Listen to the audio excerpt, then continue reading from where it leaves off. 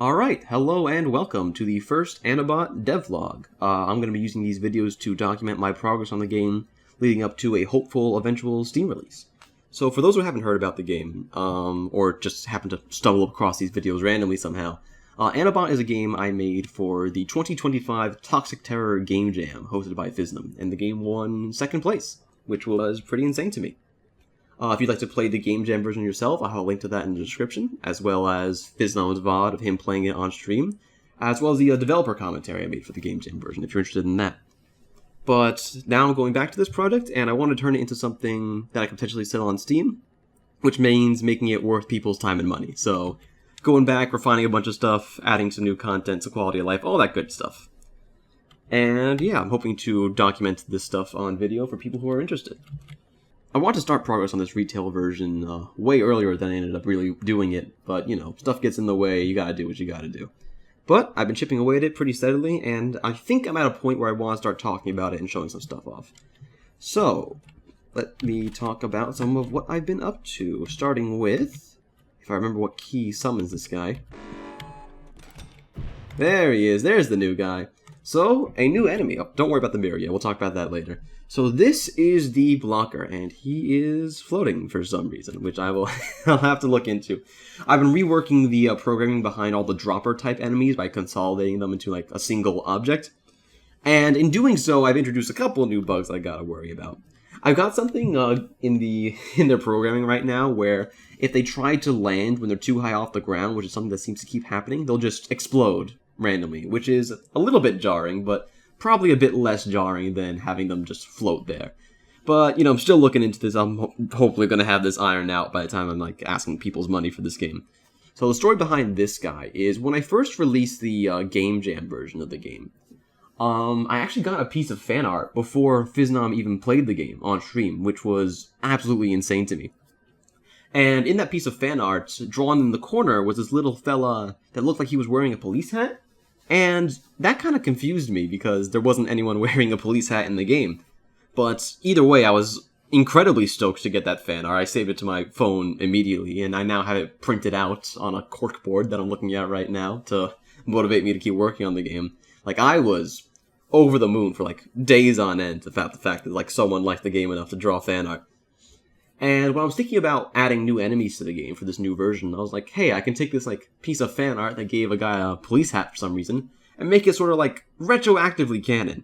And so I reached out to the artist, initially on Instagram, but I hadn't really used Instagram before, and I think my message got blocked because they thought I was a bot. So I ended up DMing her on Etsy, of all places, and, you know, getting her Discord there. And, you know, I wanted to make sure that she was cool with this before I showed it off, and, okay, the artist is I should have named the artist. Why haven't I done that? The fan artist was named Colorful Radiance, and I'll link her Instagram in the description as well. And so she was very, very nice, seemed to be enthusiastic about the idea, and so now I've sort of taken her little police hat fella and made him an enemy in the game. So this is the blocker, and he looks like this.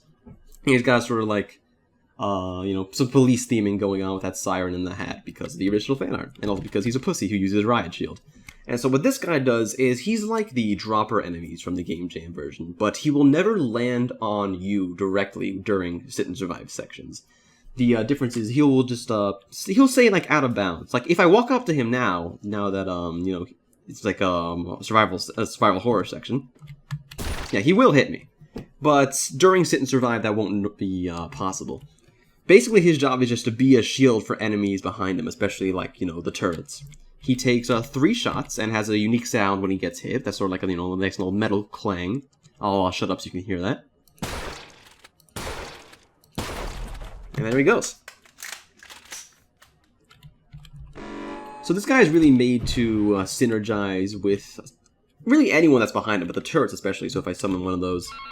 Nope, that's a... I just summoned a completely normal dropper. Get out of here. Wrong button. These guys here. Now this guy's been sort of neutered, so he can't really hit me right now. But if I were to try shooting him, the blocker eats the shots. I gotta get rid of him before I can shoot him. So there are nuisances in that regard. By the way, those red rectangles you see are just the bullets that are usually invisible, but I made visible for the sake of testing. Also, you might have noticed that the shooter has a new sort of charge graphic compared to the Game Jam version. I wasn't too happy with the old graphic. It was very simple. I had to make it a bit, hastily for the sake of meeting the deadline. So, wanted to go back, revisit that, make it a little bit more, electricity-y. You also notice there's like a subtle sort of flash effect whenever the shooter shoots. That brightens the screen a bit, and that's also been applied to Anna's gun. So if you look at the sort of the dark parts of the screen, they get a little bit brighter every time you shoot. So that's the new fancy feature to show off for now. I do have another enemy that I've worked on, and that one is much more complex, but I don't want to show that one off quite yet. That'll be something for a future devlog, hopefully, when I have the level it's designed around complete. Something else I've been working on is I've been touching up Anna's room. This is still a work in progress. You see, like, her bed sprite is completely different. This mirror is new. She's got a ceiling fan. And you can actually go ahead and look into the mirror if I go up and press E.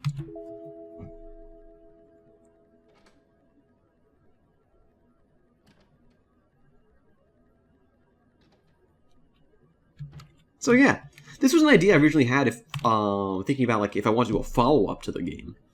But I figured that, why would I get that far ahead of myself when I can just add it to the first game if I'm going to be revisiting it? So now she has like a nice little dresser mirror to admire herself in, and you can take a look at yourself between levels.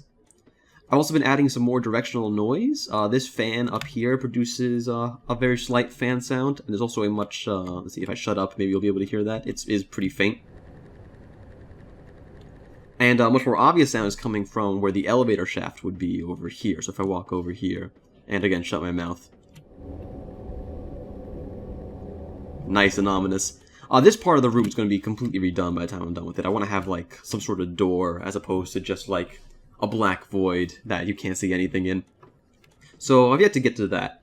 Still a bit to do, but things are starting to come together. I really want to give the environmental art a bit more focus than I gave it in the Game Jam version. That's definitely, a compromise that I made for the sake of being a deadline. It's, that's part of the reason why the game was so dark in the Game Jam version. It's sort of like hide how simple the environments were, You can't criticize what you can't see. But now that I have no deadlines to adhere to, I'd like to go ahead and make that look a little bit nicer. So that'll be a slow, sort of gradual project. But I'm starting here because this is the first environment in the game that you see. And I feel like if you're going to be getting a first impression, you should be looking at something that looks a little bit nice. See, something else I've been up to is I sort of revisited a couple of Anna's sprites to add a second layer of hair to them. Basically, during some animations, the hair would look a bit shorter than what I intended because I would have all the different parts of the shape move in a way that broke the illusion of the hair, like, going behind her back. So now if I, like, reload... Oh, and also when I shoot, you see there's, like, an extra layer of hair back there. This is something that nobody would really notice or care about, but it's just a little thing for me because I care about the designs of my characters and I have a problem. Something else, if you played the Game Jam version, you'll notice that I have 5 health points now instead of 3, and that is something with the new difficulty settings I'm working on.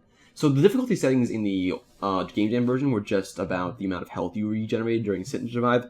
I want to make them much more comprehensive. So easy mode gives you 5 health, normal mode gives you 4, and there'll be a bunch of other changes, like for easy mode I'm planning to have it so that during Sit and Survive sections the lights never go out completely, so you can still see a little bit, just to add like a little bit of accessibility. There was one random YouTuber, I've forgotten his name, damn it, who played the game. It's the only commentary on YouTube with, the only video of this game on YouTube with actual commentary, and he could not get past the first level. It was like very difficult for him, and so I want to make the difficulty settings much more comprehensive for the sake of accessibility and actually letting people, play the game, because the Game Jam version is very, very punishing for, like, no reason, and I'm very, very lucky that Phisnom did not get too frustrated. I've also completely redone the programming behind movement, which you wouldn't think would be something that needs to be redone, but the Game Jam version was very, very sloppy, and it was easy to sort of make the animations bug out and have Anna either just, like, slide left to right or get stuck in her walking animation. That was something that none of the playtesters ran into, even though I was aware of it, but Phisnom ran into it twice on stream, which was a little bit embarrassing. That took a little bit longer than I'd like to admit to fix, but it is fixed now, and everything seems to be working. So, knock on wood, hopefully everything will be nice and presentable when people start playing this game on Steam. As for the plan going forward, my plan for the full version of the game is to bump up the number of levels from 3 to 5. So level 3 will probably have the same sort of... the level 3 will be the new level 5. I want to add a new intro level that's a little bit simpler in terms of Sit and Survive, to sort of ease players into the mechanics a bit better. And I want the 4th level to be a sort of mini boss. That's the new enemy I've been working on. So when that's ready to present, you guys will see it. A small thing is that since making the Game Jam version, I've switched over from Blender 4.0 to 5.0, and in doing that switch, the original shader I had created to make the graphics of the game had completely broke. So I had to redo it from scratch, the one that makes that like pixely effect. The blocker uses this new shader, and if you can't tell any sort of difference between his graphics and everyone else's, then that means I've done a pretty good job, so hopefully that's the case.